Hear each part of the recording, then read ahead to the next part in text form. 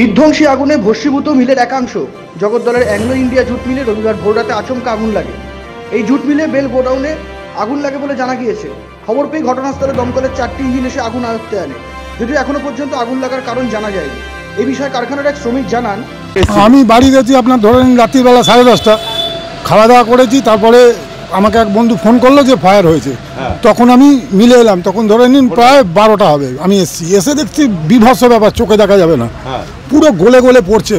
অত বড় ছাদ, এক মাথা থেকে ও মাথা পুরো ভেঙে পড়ে যাচ্ছে ধমাস ধমাস করে। আমার পাশেই শিপিং অফিস, ওই অফিসের কিছু জরুরি কাগজপত্র ছিল, কম্পিউটার মেশিন ফেসিন, সেগুলোকে আমার আরও স্টাফ যারা আছে তারা বার করে দিল। তারপরে আমিও এলাম, এসে হাত লাগালাম। লেগে ভোরবেলা 4টের পর কোনো রকমে একটু আগুনটা যখন মানে একটা সম্ভব, আমি 100% জানি না কী থেকে আগুনটা লেগেছে। আগুনটা লেগেছে ক্রেনে, মানে ক্রেনে লোড হয় তো, সেই লোডিংয়ের সময় ফ্লাশ হয়ে আগুনটা লেগেছে। ব্যুরো রিপোর্ট, নজরে বাংলা।